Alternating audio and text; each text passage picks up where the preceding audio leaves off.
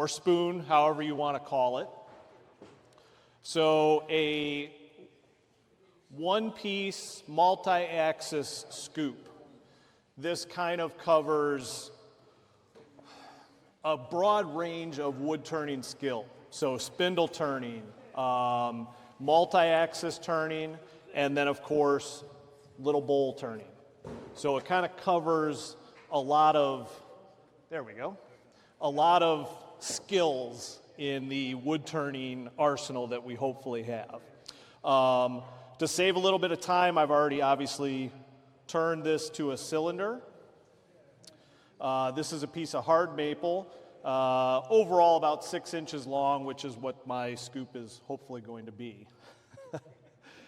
To do this, we're going to be creating a sphere, so a ball here at the end, and then the rest of this will get turned into some sort of a handle. Once that's done, then I will turn this. I'll show you guys how we turn it and grab it sideways, so then then we're just basically doing a small bowl hollowing. So in order to do this, we do have to start off with a little bit of math. But the math tells us by the diameter of our piece of wood, whatever the diameter is, this happens to be 2.5 inch, it tells us what cuts and how long to make them to eventually go from this cylinder to create round edges, rather than just grabbing a spindle gouge and just trying to make a big bead, which is difficult. So I used what is sometimes referred to as the octagon method.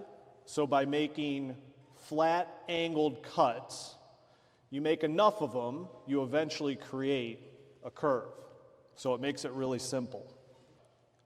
Whatever your diameter is, you need to put that into a formula. Simple math. So diameter times 0.414, and that will give you 1.035. This all doesn't really matter to you guys. This is just for my reference. Diameter times 0.293 will give you another dimension, which will be the length of one shoulder. Okay, so those are the dimensions that you're looking for. It's important to note that this dimension is the length from this point to the end face, not the length of the angled cut. And as I do this, you'll see why. So we need some sort of measuring device. I'm going to do this all with spring calipers, but you can also use veneer calipers, dial calipers, if you want to be super accurate. Or if you're lucky enough, like Mike Nathel has a set of Berger sphere calipers, which does all the work for you. You don't have to do any math. But we need this to be able to measure out as accurately as possible where each of those cuts starts and stops. All right, so I have this set to the diameter of my piece of wood, 2.5 inch. And the first cut we're going to make is just a simple parting cut to square up this end face. All right? So I'm just going to come in, probably not even the full width of the parting tool.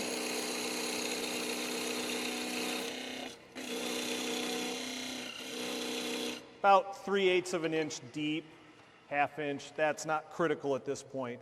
The goal is to square up this face perpendicular to the OD of the piece of wood, or perpendicular to the center line of the piece of wood. Using our calipers that are set to the diameter, we're just going to set the edge on set one leg of the calipers on the face and mark off the other side. Then making the same cut on this side of the pencil line. Again, another 3/8 or 1/2 inch in.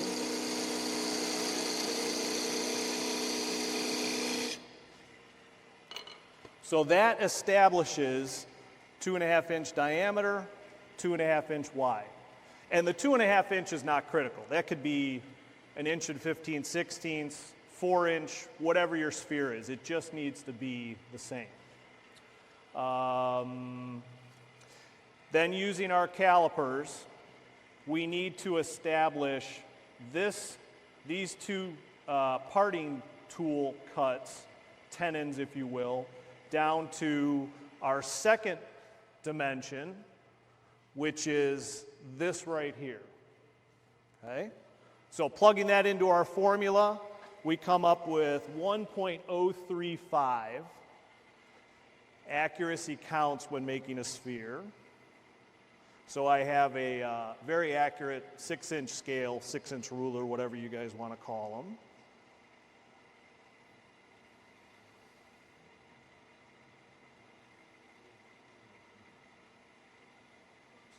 So right there.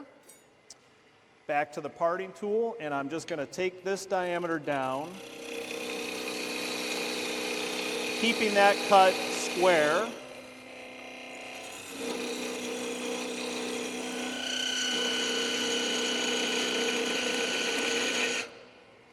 And then do the same thing over here.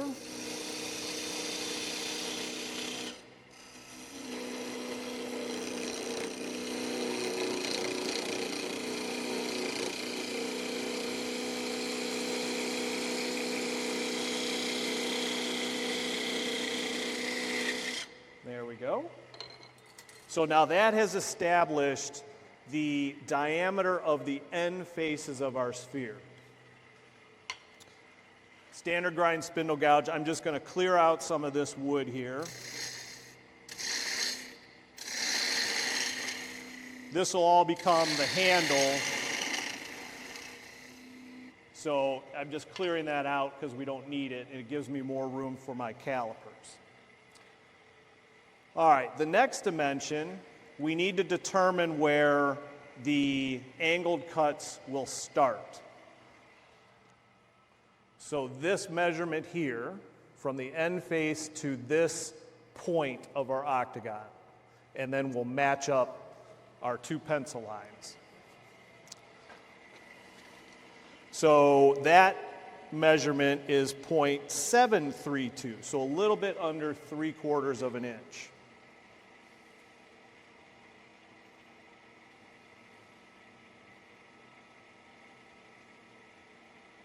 Right about there.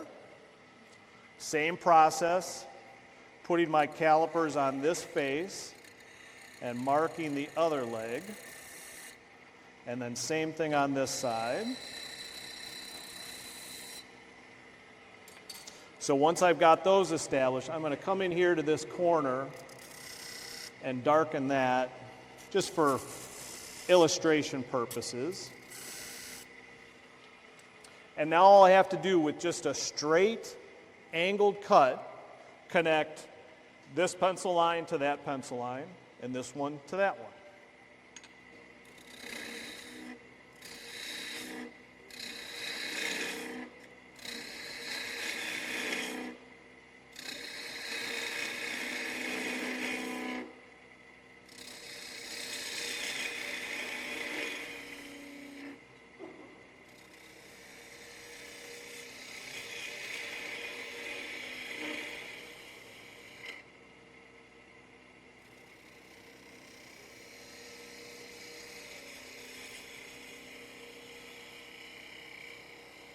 There, okay?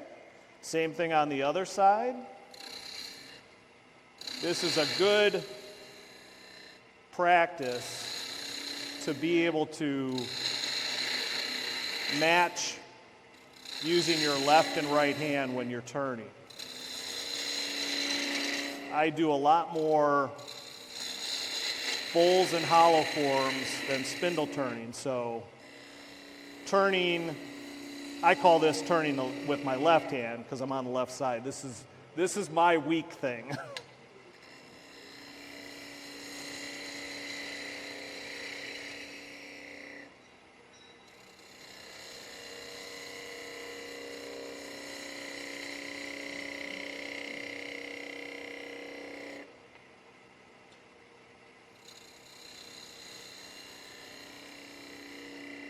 So hopefully now you can see why this is referred to as the octagon method. Now, an interesting thing, so geometry-wise, these should be pretty much a 45-degree angle. If I were to go back and set my calipers to that previous dimension, all of these points should be pretty close. So those there and those over here. Everything should be equal at this point. Now that we've got that established, this bit of waste wood, I can go ahead and turn this off now. The reason I like to do this is because we've got that center point in there. So by turning this off now, you'll eliminate that center point.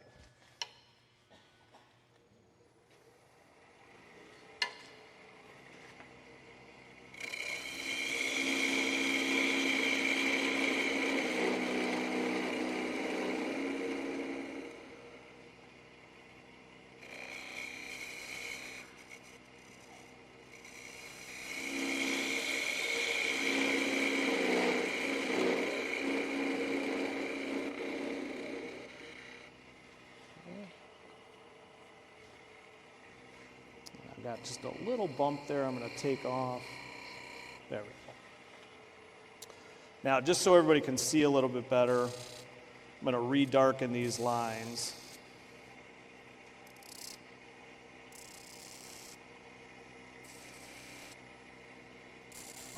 Okay. All right, so from here, we can go to our next measurement, which is, so now we want to create another angled cut to knock off these points. And this will be, if again, geometry-wise, these should be about 22.5 degrees. So that there, obviously my drawing's not to scale. Okay? This dimension is 1/3 of this dimension.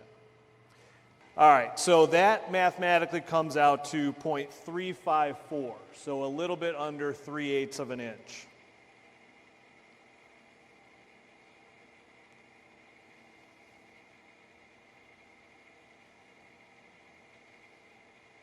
Now, once you've done enough spheres, some people go right from this stage and create their curve and finish it. But as a beginner, that can be a tough pill to swallow. So if we continue using this angled method, you can really get it almost to the point where you could just sand it the rest of the way. So a little bit under 3/8 of an inch, and we want to mark on this on either side of our black line. So setting up our calipers, and this I'm using a red colored pencil just to kind of differentiate things.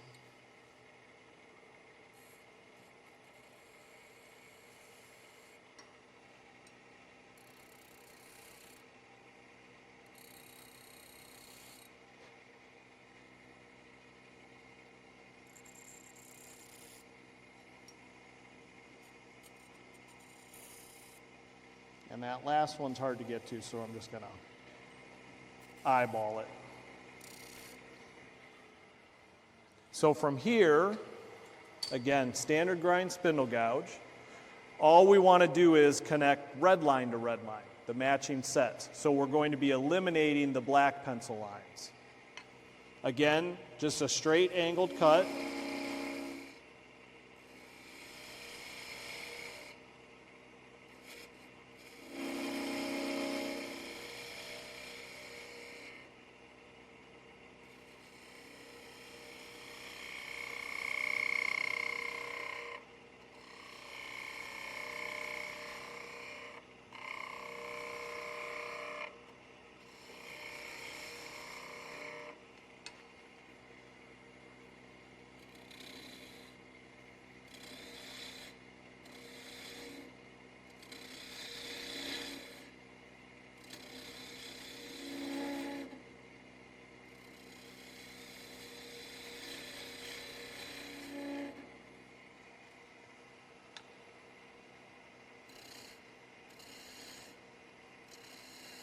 you start by cutting at the black pencil line, and each successive cut is just a little bit longer and a little bit longer.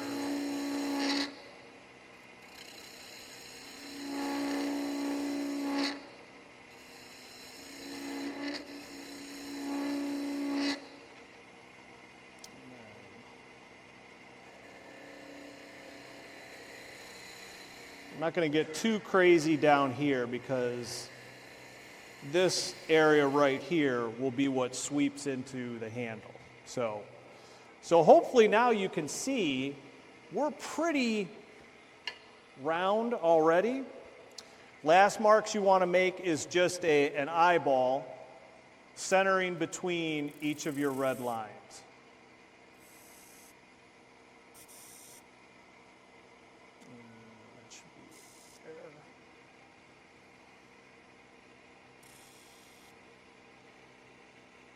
And a mark right down in the center there.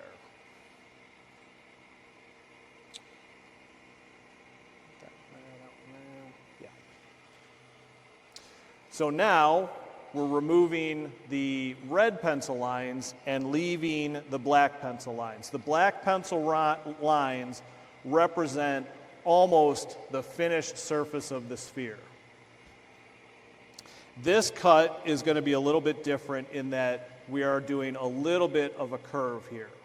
So instead of creating and rolling to get an entire bead, it's just a little half-inch long. Makes it much easier.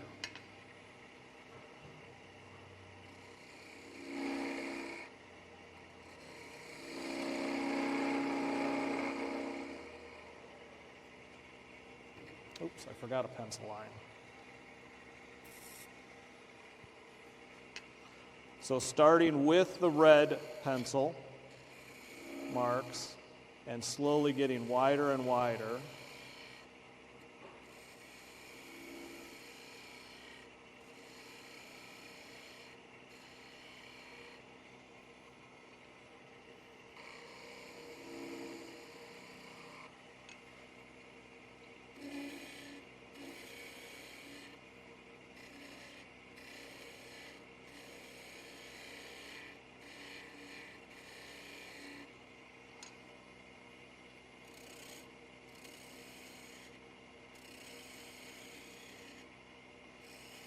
Got a little bit of a dip right in here, but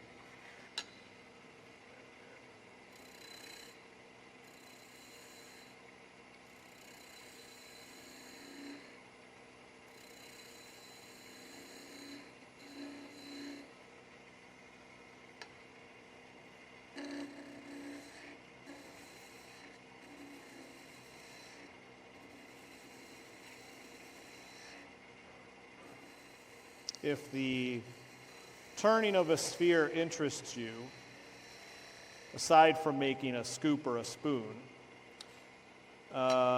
several years ago, our own Mike Nathel did an excellent demonstration on turning spheres and what was it, Mike? Decahedrons and all sorts of different shapes that are along these lines. So if you go onto the YouTube channel, I think that was probably 2017 or 18 when we were in the old place, you can watch those videos. Okay. Not perfect, but in the interest of time, you can see basically how a sphere is made. Okay, now, with making a sphere, geometry-wise, ooh, that's a horrible catch. You guys can edit that out, right? With making a sphere, so geometry-wise, when you have a perfect sphere, if you take an equal or smaller sized ring and place that on the sphere, it will not only allow you to see where your highs and low spots are, but if you get a perfectly round sphere, the sphere will contact the entire surface. So just a simple piece of PVC tubing cut as a ring can give you a good gauge as to where you are in the process. With that, if you use a longer piece or a PVC end cap. These make great sanding jigs. I won't get crazy with the sanding, but by pinching the sandpaper between the wood and the PVC cup, it allows you to just follow that contour and make a great curved sphere.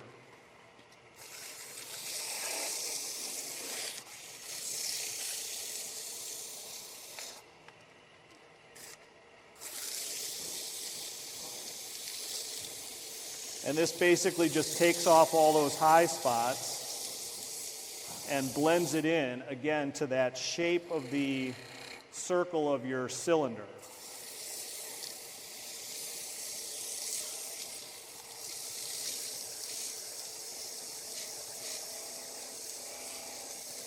And it kind of can hide a lot of mistakes, demonstration mistakes.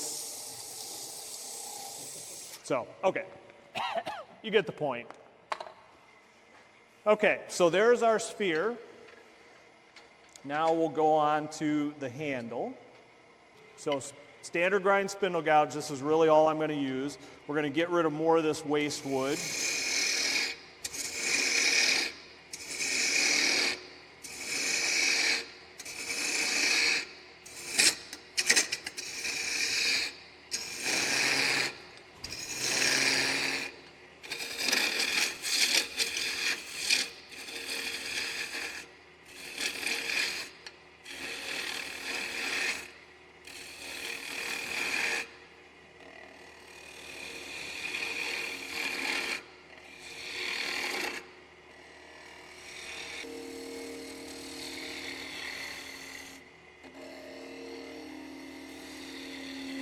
So if you're using this as a scoop in the kitchen, you probably want to make it somewhat strong. We don't want to get too crazy thin.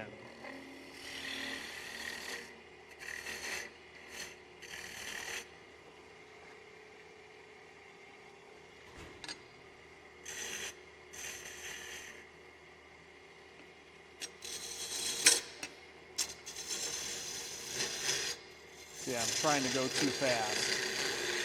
The wood will tell you when you're going too fast, right?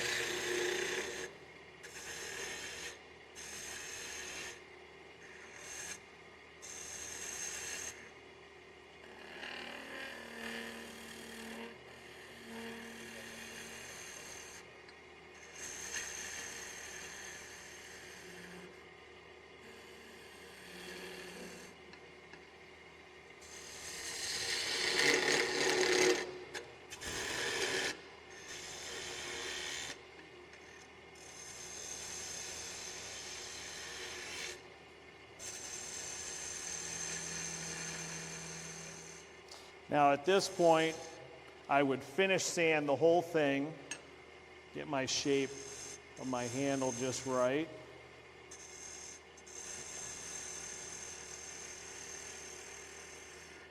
Apply whatever finish I'm going to use, or no finish, since it's just going to be in the kitchen. No finish is always the safest. And then we can part this off and finish up with the next axis.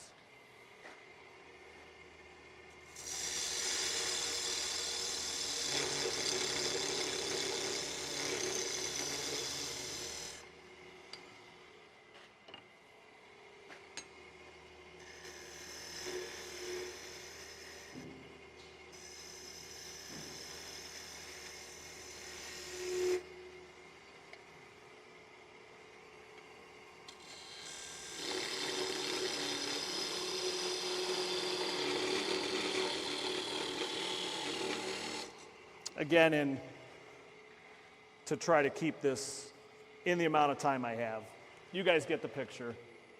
Now at this point, we need to hold that ball that we just created.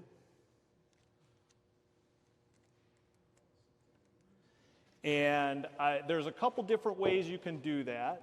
I've got one example sitting on the table of some homemade wooden soft jaws. that will bolt to this chuck, which is a Vic Mark chuck, but that's kind of takes a while to make.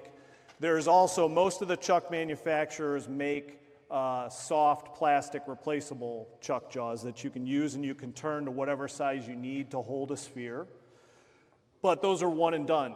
Once you've made it to fit this, unless you're going to make this exact size scoop over and over, they're kind of one and done. But I have come up with what I think is a pretty cool way of holding these. So these are M6x1 bolts covered in clear, I think it's vinyl tubing.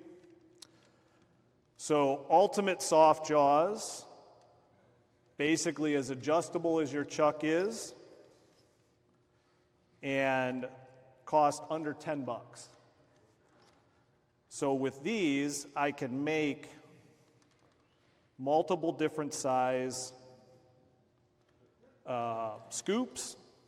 I can move these out to the secondary hole that holds the chuck jaws on, and I can grab other various things, whatever I need. Used in conjunction with a short little piece of PVC as kind of a backup. This holds our piece securely in place.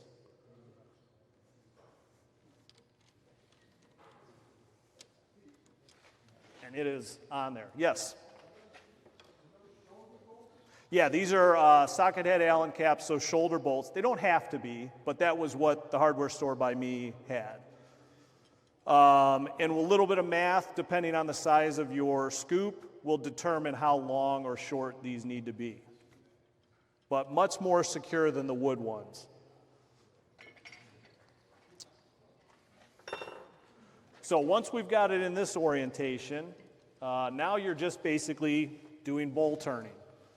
So we're going to start off with a starter hole. So this is a 3/8 brad point, whatever you've got. I'm going to use the measurements on the quill of our tailstock. So I've zeroed this out at 1 inch. Jeez. And I'm going to bring the drill bit up just till it touches the wood. So I know I am 2.5 inch diameter sphere. I want to leave about 1/4 inch wall thickness. So I'm going to drill this to 2 1/4.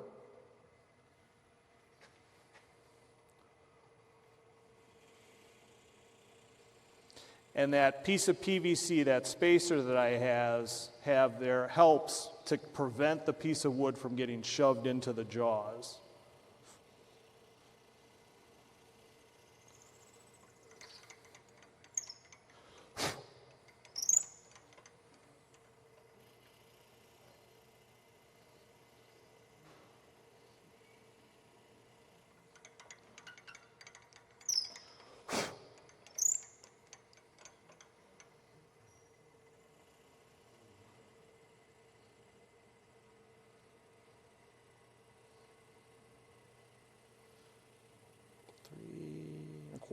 Okay.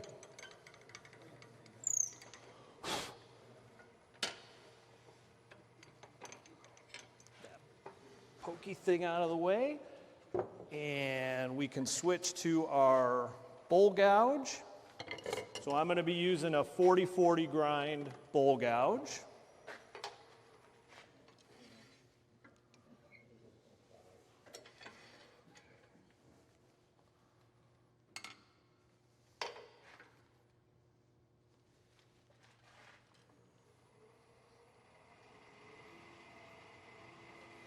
So obviously you can see you've created a nice propeller here, so we don't want to go past the tool rest. I'm going to give myself a pencil line so I kind of know where to stop. And now we're just bowl turning.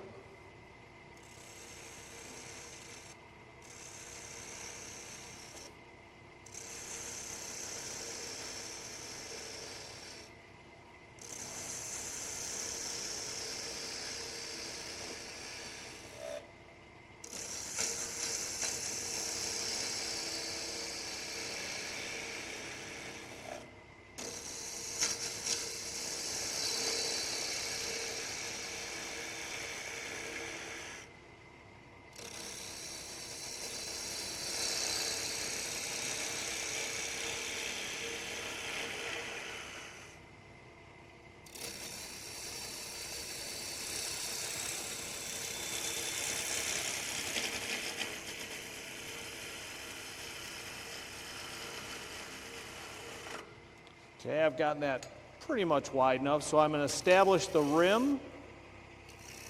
And on the rim, I like to make a little bit of just a slight inward cut.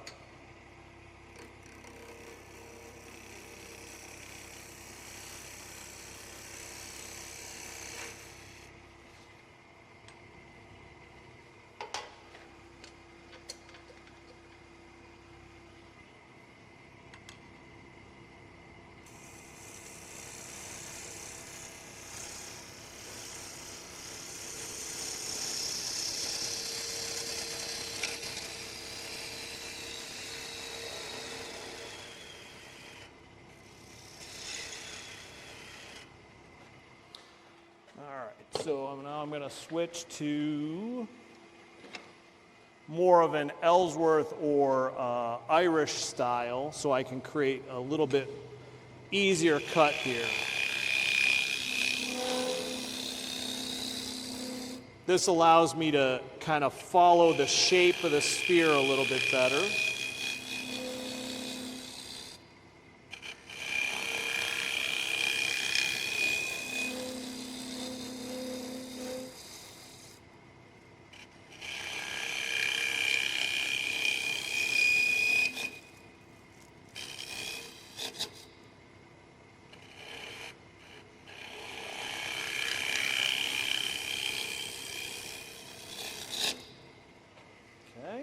And then lastly, we'll finish off with a negative rake scraper.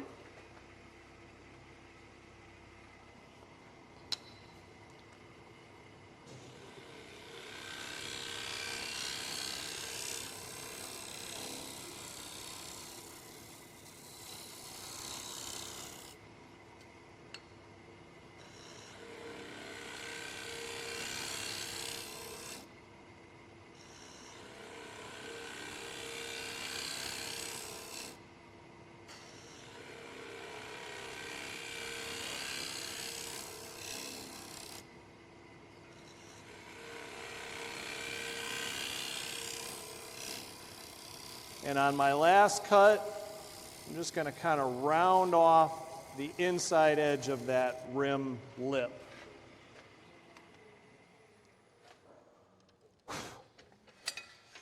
Sand, sand, sand, sand, finish.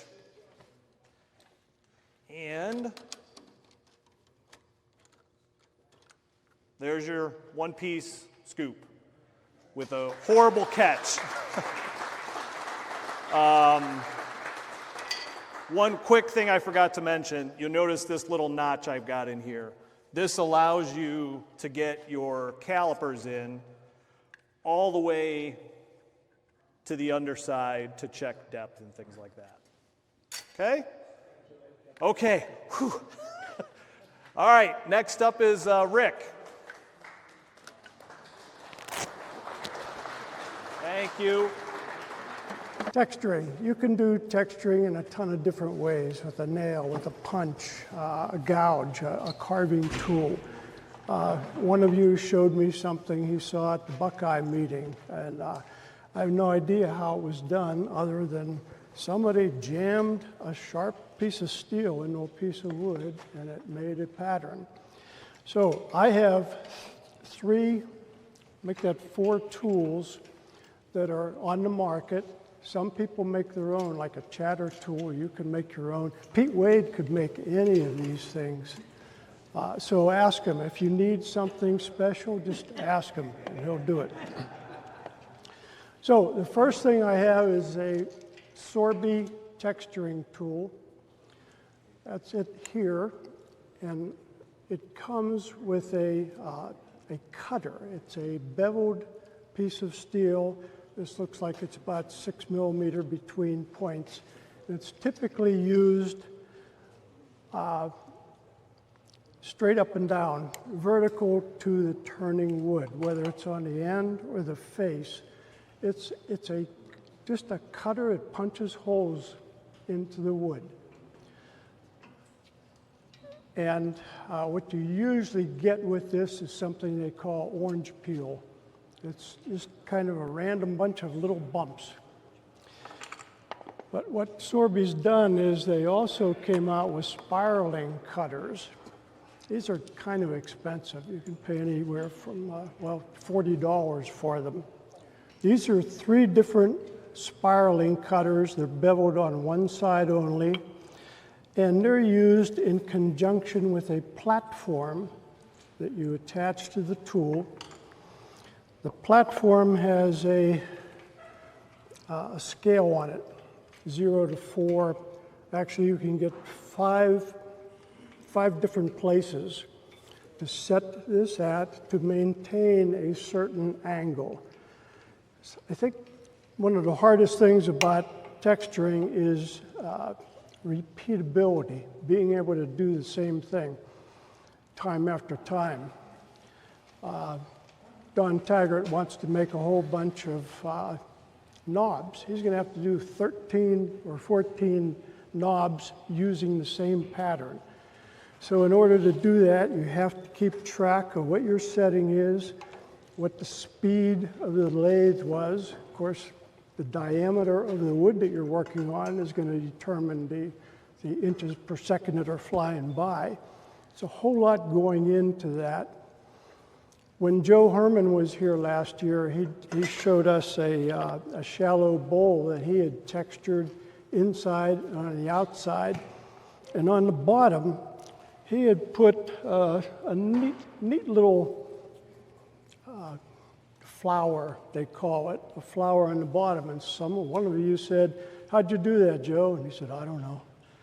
Because if you don't keep track of what tool you're using and what angle and what speed, it's going to be hard to duplicate.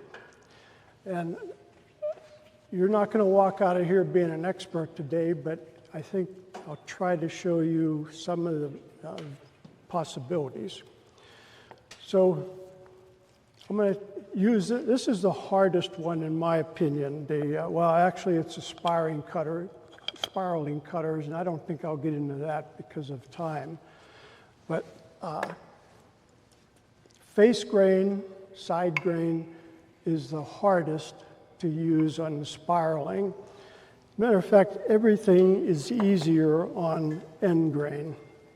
This, whether it's walnut or maple or whatever, everything is easier because you're puncturing along the straws instead of across them. You don't have all the tear out. I practiced on this with all the different cutters. I have some hatching here and some spiraling, some chatter work. The Wagner texturing tool is probably the easiest one to use. It's just brute force. This is just pushed into the wood. But anyway, this is the kind of thing that you'll probably end up having to do is practice before you take that bowl or platter or top or box top or handle or whatever it is that you want to texture. Before you put that on the lathe, put a piece of junk on and see what the different tools would do. Which angle to go into. It's a lot of work. Okay, so I'm going to do this one. The Wagner, that's this thing.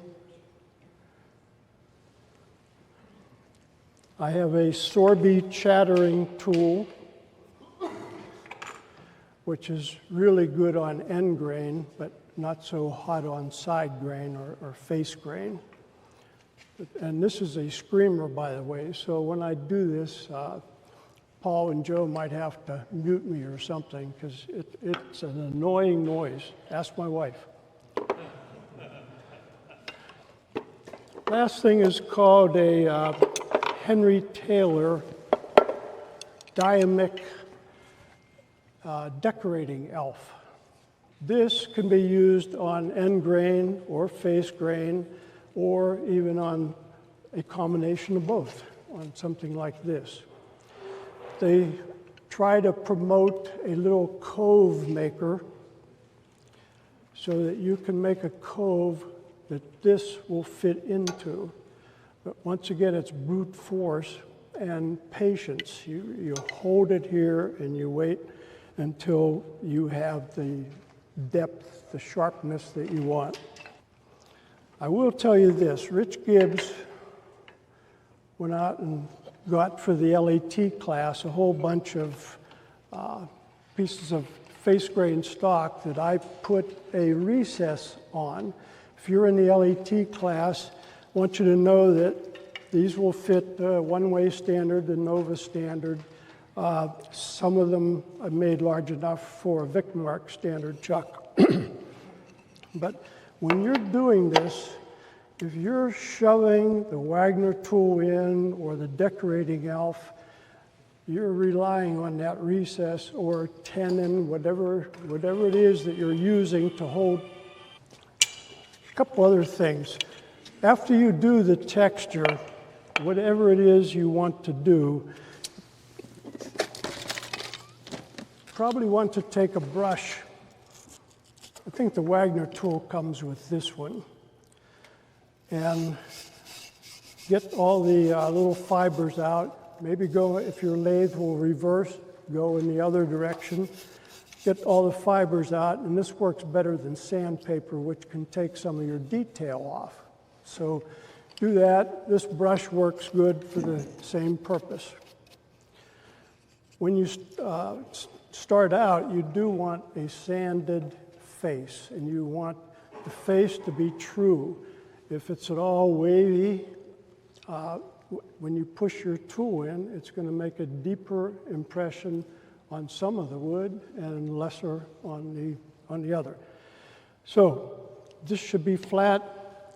These should be a true cylinder and not something a little wonky. After you get the texture on, there are lots of things you can do. I like the Joe Herman idea of taking a piece of pen blanks that he donated to the club a long time ago and just force it at a high speed into your texture, and that's where the color comes from. Once again, a lot of practice. That's one thing. There's also magic markers, tomboys. Tomboy doesn't sound right, but Tombow, I think it is. Markers that you can color your work with, especially for kids, for tops, anything that really lends itself to knurling. This, you can do it on the end. One guy does dye. He takes, I think it's Craft Supplies artisan dye on a little pad, and he just runs it through like that, just to add a little color to something that might be bland without it.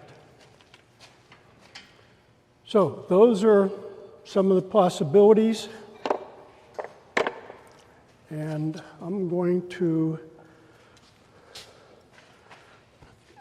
see if I can use this lathe. Thanks. And first of all, take off what I've put on there. It's another thing. When you practice, this disc could probably last me a couple weeks. You try something, you look at it and say, nah, that's not what I want. You take it off, do it again. All right, again, if this was going to be my finished piece that I've put a lot of time into, I want to make sure that is perfectly flat, and I'd sand it first. And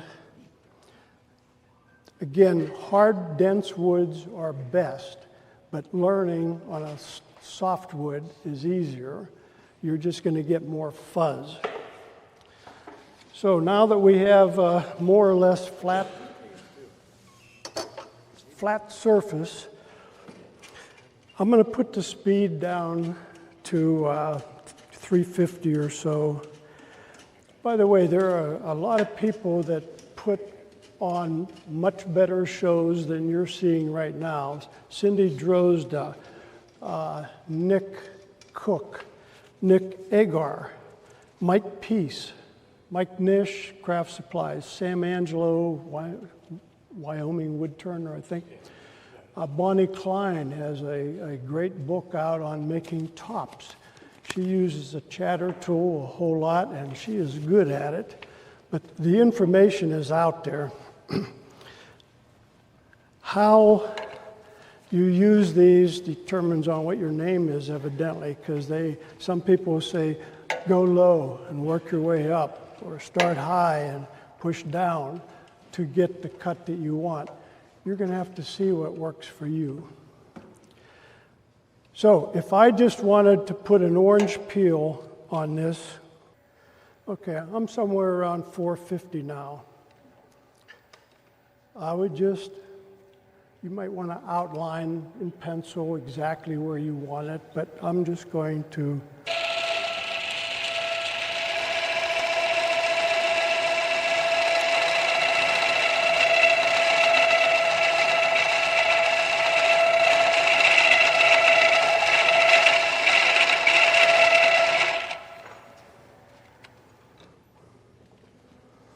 okay, there's a pattern there,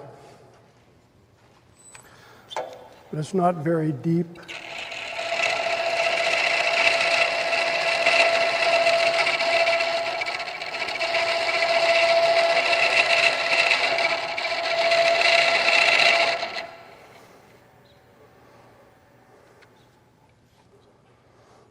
Okay, at this point, you might want to take a point tool or the tip of a skew and outline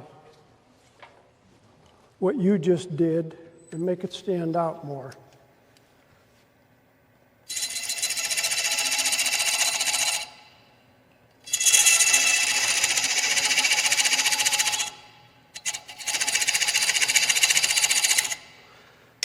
Here, we can pull out the magic marker, the die, whatever you want to do on it. Oops, I skipped a step. Oh. He's good.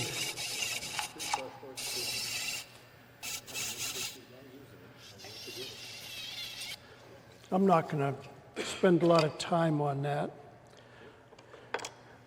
If you wanted to do, I'm just going to get this down below center so I can use the tool rest as leverage, for leverage.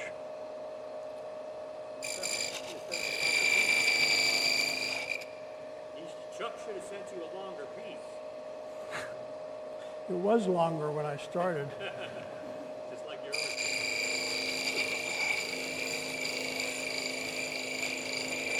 other. I think this is Purple Heart.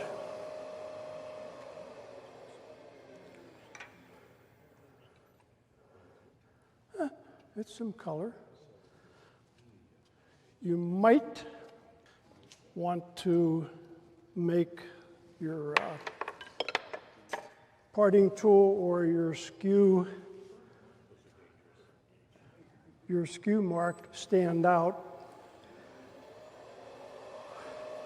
Once again, at a fairly high speed.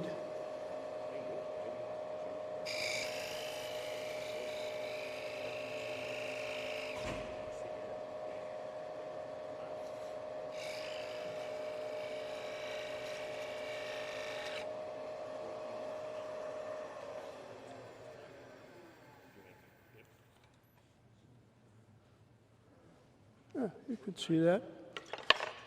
Another thing, I'm going to use this, is to cut this down on either side of what you just did.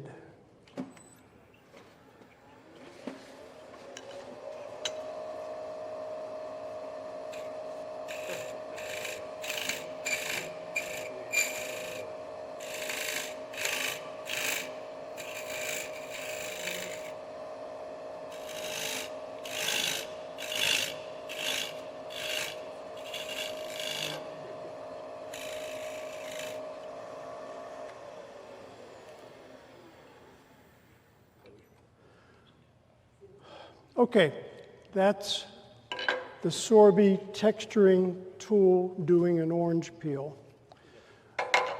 By the same token, I could use a very small gouge or the little cove thing that Henry Taylor sells.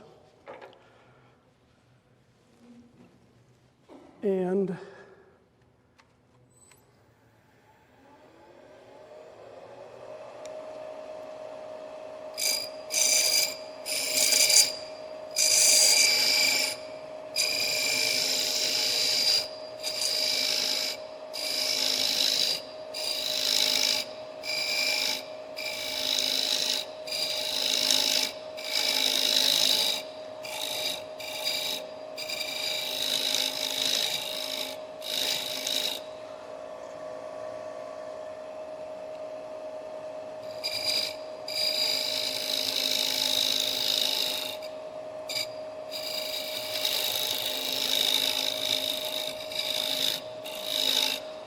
okay, all I did was make a little channel, a little cove, a groove. So this is this is the round wheel. They have a flat one that can be used on side grain. Well, it can be used anywhere, but not on a concave surface. Can't be concave. Could be convex or flat to make an impression in the wood. They also have one that's a little oval shaped, and whichever one you use,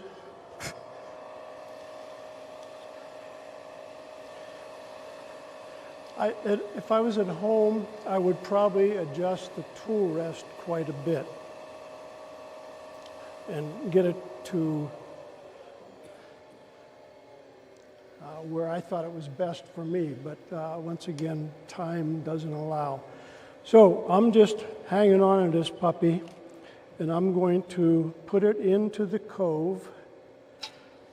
I'm at 870 RPM. Let's slow it down a little bit. 750 RPM. This is a 7-inch or so diameter disc. Hold it into the cove and apply pressure and give it time to cut.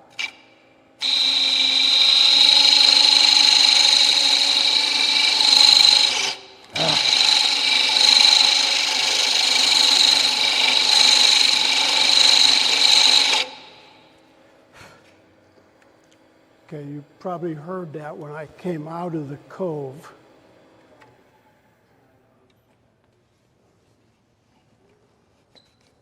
Okay, there is a decoration there that doesn't show up.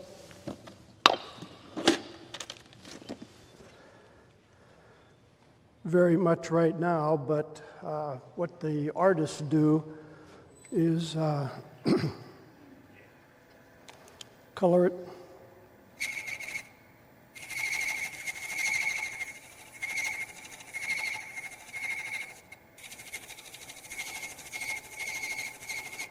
Burn it, do something to it if they want to really decorate. Now, I could do the same thing on the face with either of these cutters. The Sorby cutter will go into a faceplate or around the rim of a bowl.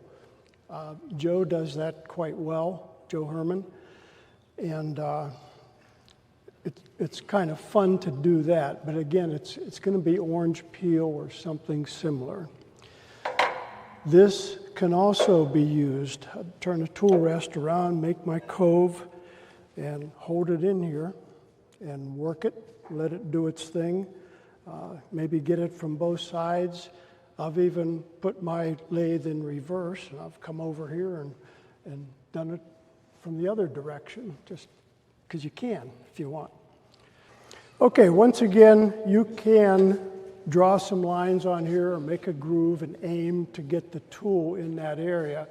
But usually what I end up doing is trying to shoot for a certain area, but then I make the grooves a little narrower or wider because I didn't do exactly what I wanted to do.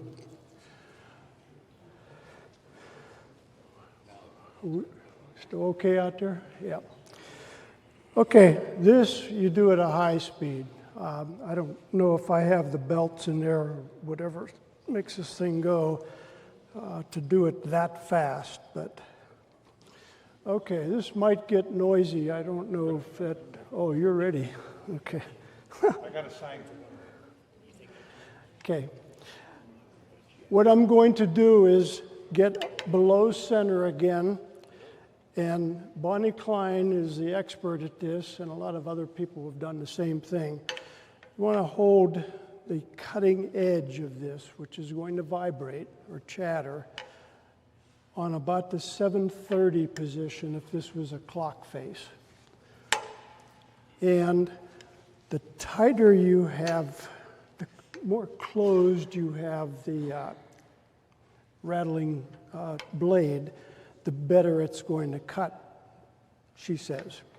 So let's see.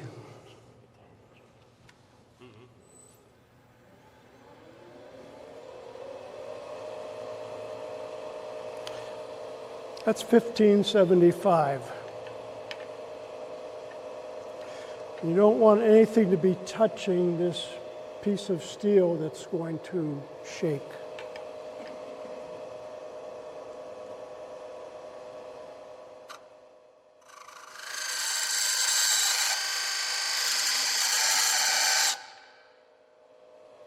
Did you hear that?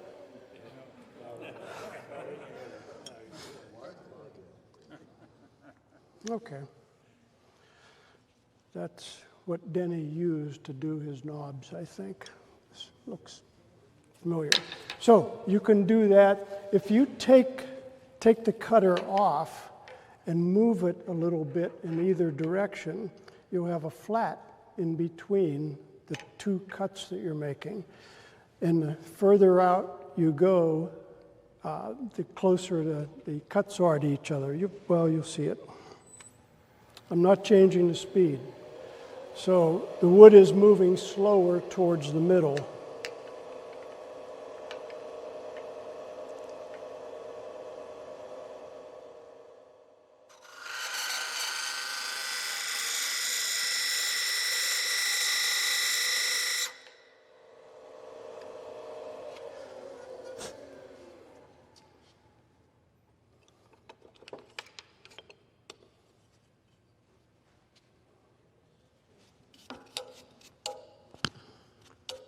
Okay, I'm sorry, this is really going to be hard to see from what we have here. But again, if you come up after Ron's done, you'll see samples of chatter work,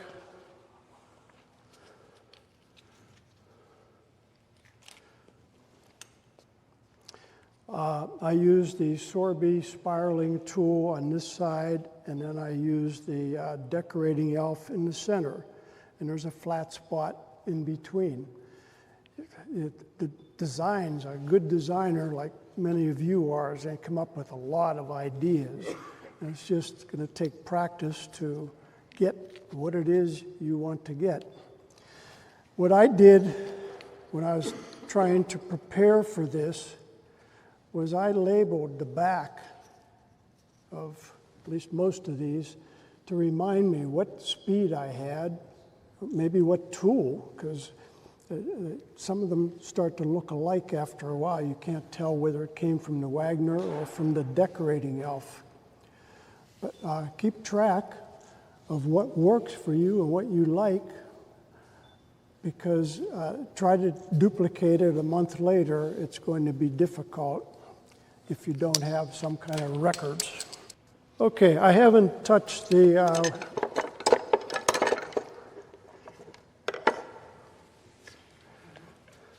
Wagner yet. And again, this is a tool that you're using brute force. It doesn't really cut, it makes indentations. So you push it in to your heart's content to get what you want to get. Speed, again, is an issue. You're going to determine what speed works for you, whether you want the thing really zipping around or, excuse me, Let's drop it down to 500 or so.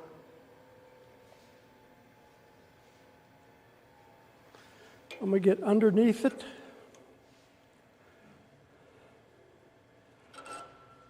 Let it get started.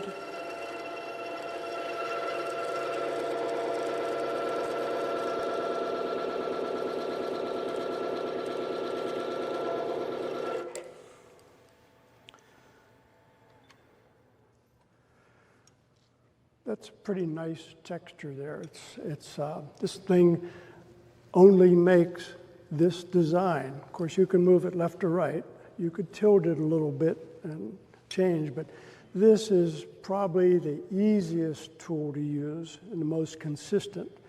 Because to try to do that with a spiraling cutter where you have to go at a certain speed and each tooth, this is 4 millimeter. Nope, this was 4, this is a 6 millimeter.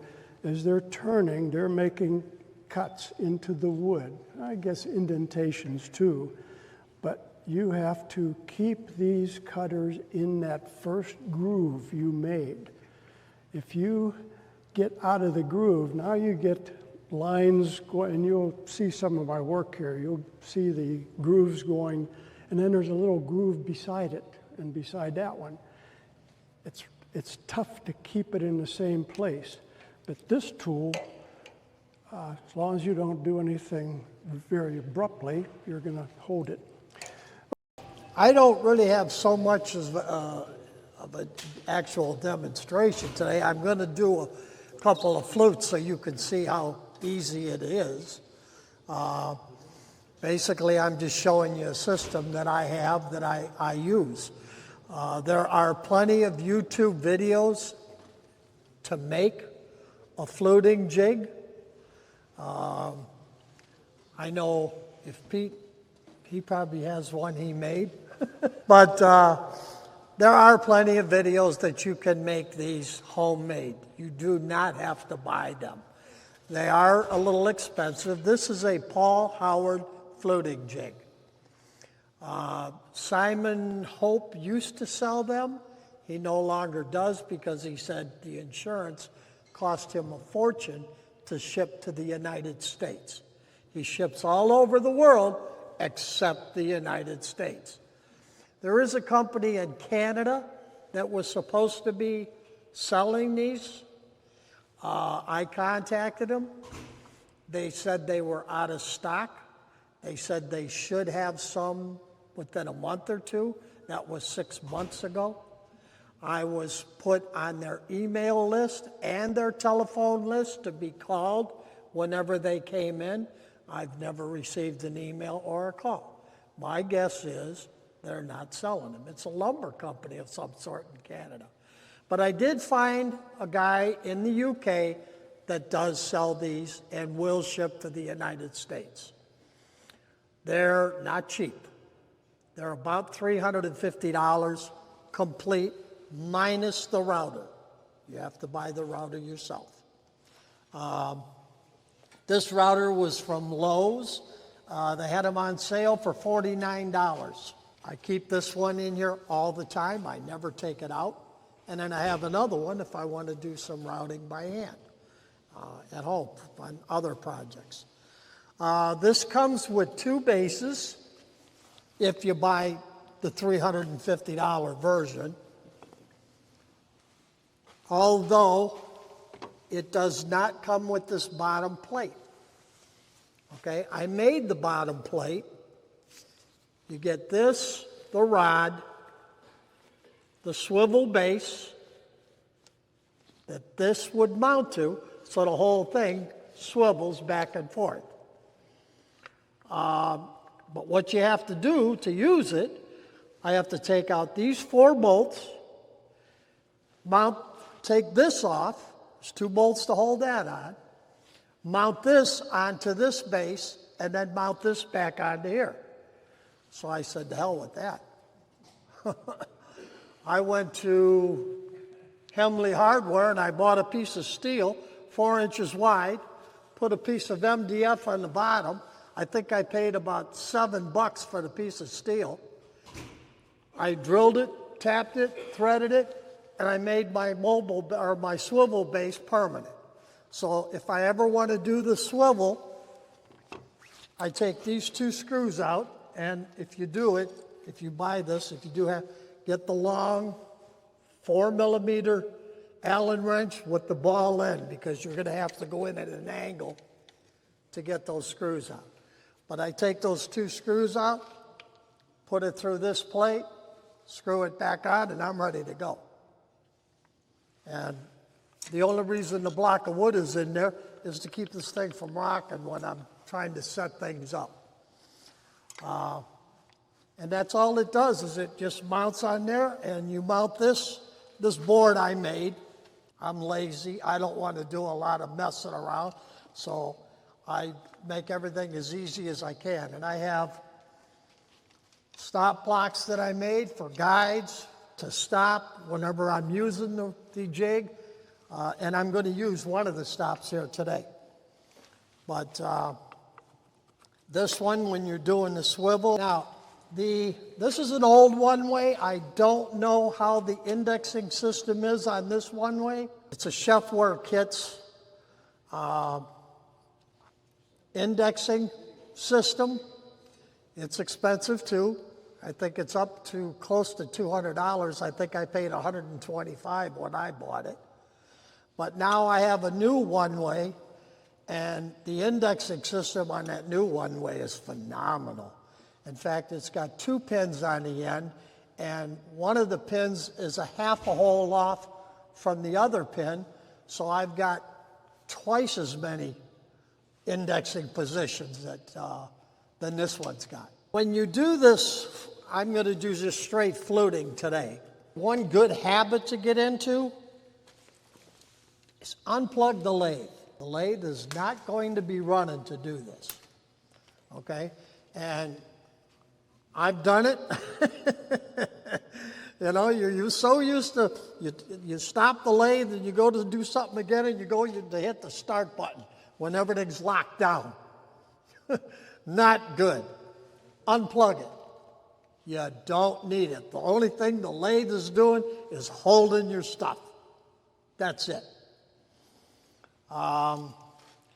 Again, this indexing system, I like it a lot. It's got several different, it's got 1, 2, 3, 4, 5, 6.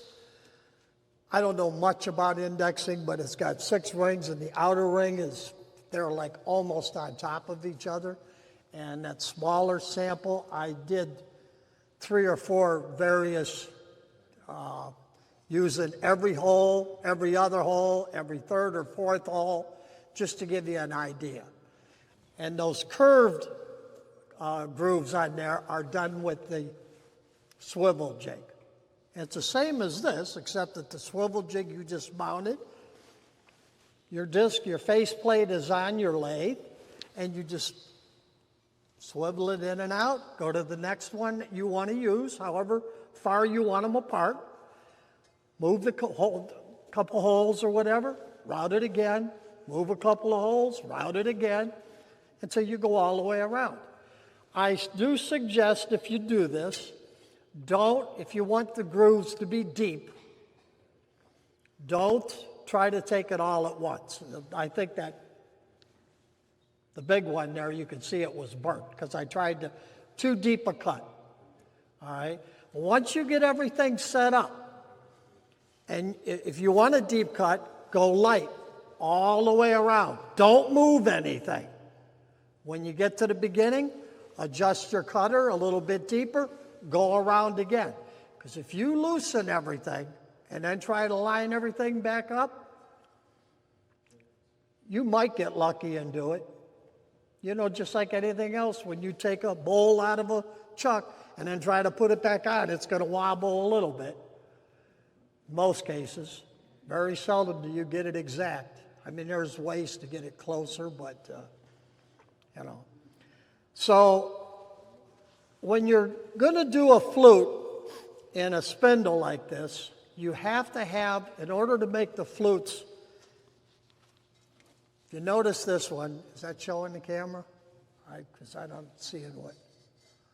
Okay. You see that they start and stop exactly the same. All right? You have to have a stop to do that. And there's a couple ways to do that. First, you can leave this wood that's on the end here, that's going to be the stop on my left side, on this side of the wood. You can do the same thing down here.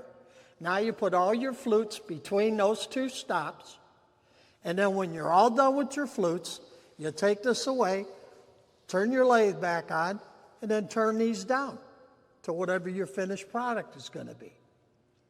It's that simple. Or you can make the platform like I have, and the only reason I made this platform, I didn't like the idea of just using the bedways to move this thing around to cut my flutes. I like a lot more surface.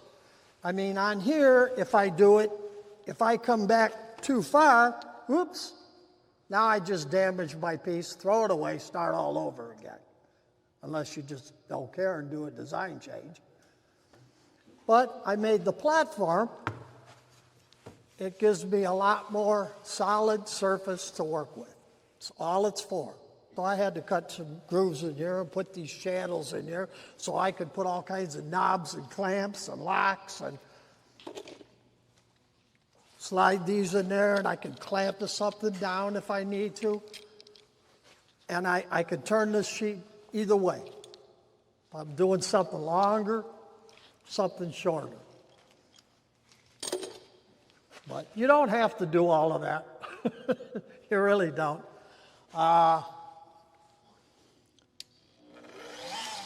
Now, the depth of your cut is all determined by how far you have this, I don't know what you'd even call it. There's a screw here, I can loosen it up and I can pull this out. I have some wooden, I'm going to pass one of each around. My son-in-law made me, he's got one of those, what do they call those, 3D printers? So he made these plastic ones for me. I made some wooden ones. And all that's for is to control the depth of the cut. If I move this back, the cutter's going to be sticking out more, and it's going to make a deeper cut. And I made 3 different sizes for 3 different size bits that I have. I think I have 4 different bits, or three different bits. Again, I just started doing fluting. I saw, it was a lidded box, but it was probably 10 inches tall. And the top had these V grooves in it. It started out wider at the edge, and it went to nothing in the middle. And it was just the way, I talked to the guy, and it was just the way he set this up.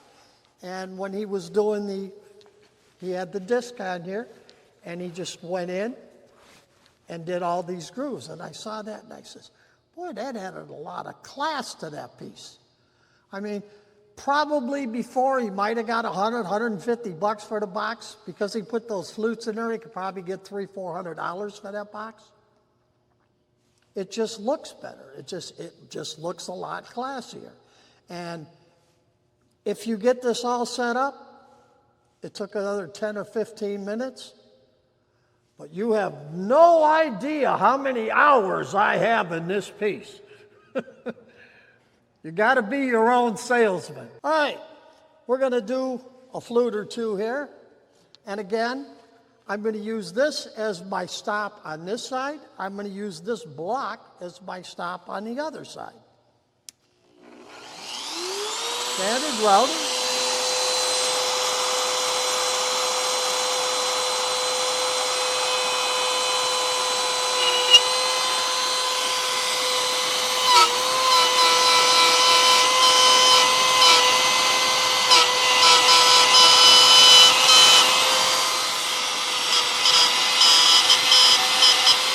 And that's my stop on this end.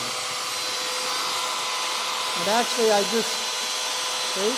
just went to reach for the button to turn off the lathe. It's just habit. And when you go to start again, oh, damn it. you know? I should be going the other way. Should be right for the left, okay. I'm gonna go 1, 2, let's make it, 3 is gonna be close. Well, let's go 4. And the other thing is whatever design you start with, don't forget what you're using, you know? And double check yourself. If I said 4, make it 4.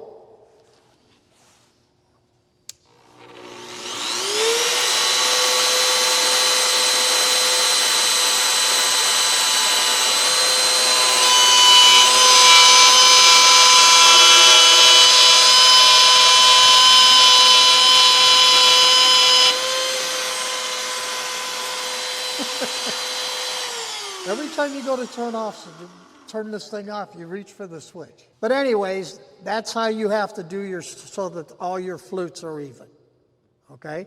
And I mean, we're not going to stand here and watch me flute all the way around. I'm going to take it off and pass it around, let you see it now. But that's all there is to it. And again, this little piece of wood here,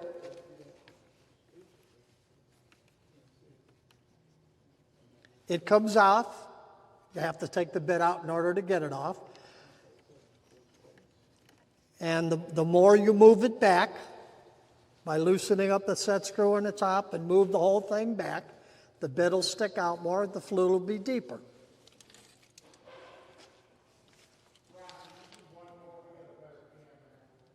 You want me to do another one? Yeah, okay. All right. Now, as long as I haven't loosened anything here, I can go back to where I was. I can put the cutter right in there. Okay, I'm on that hole, and I went 4. So I go 1, 2, 3, 4. This pin here is spring-loaded, so all I do is pull it out enough to come out of the hole and then let it go, move to the next hole, and it'll snap in.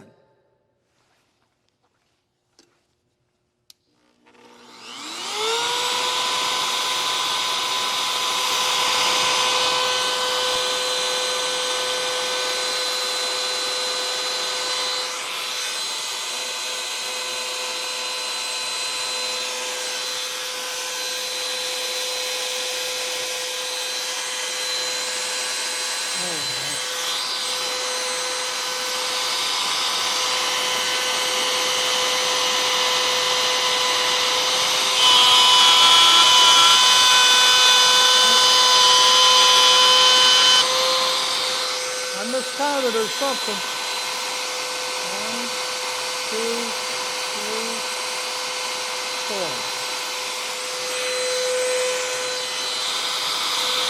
Oh, I know what I did.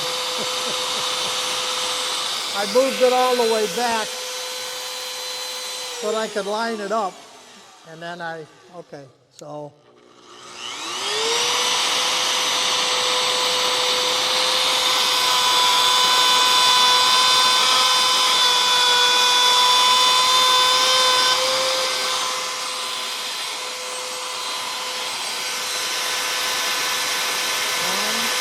Two, 3, 4.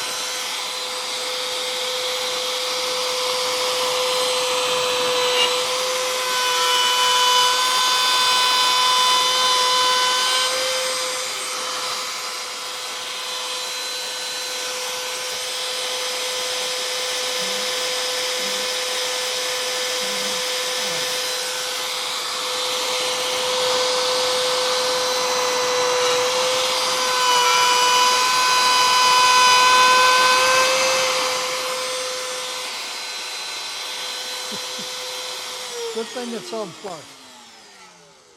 I don't know what the heck I was counting because these are wrong, but anyways, you see how it's done.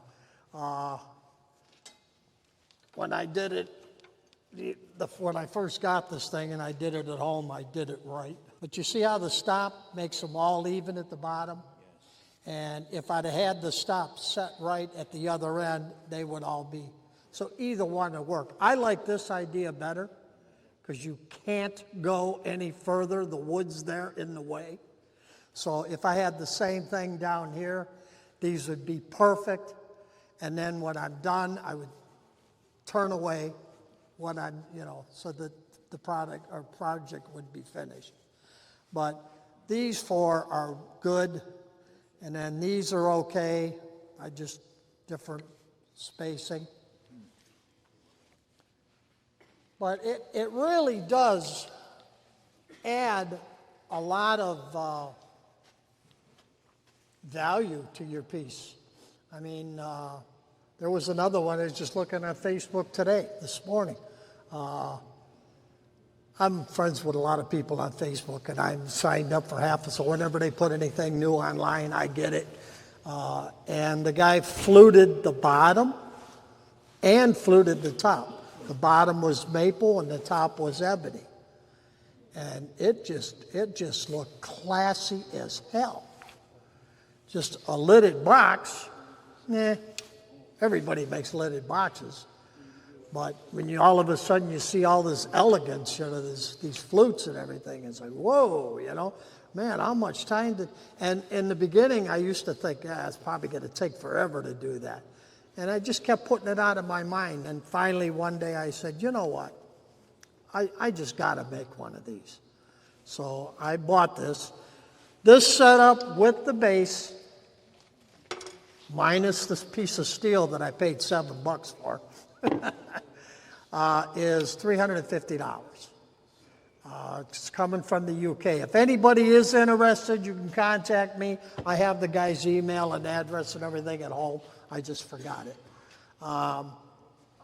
The indexing ring, unless your lathe has a good indexing system, they're about $200 now, I think.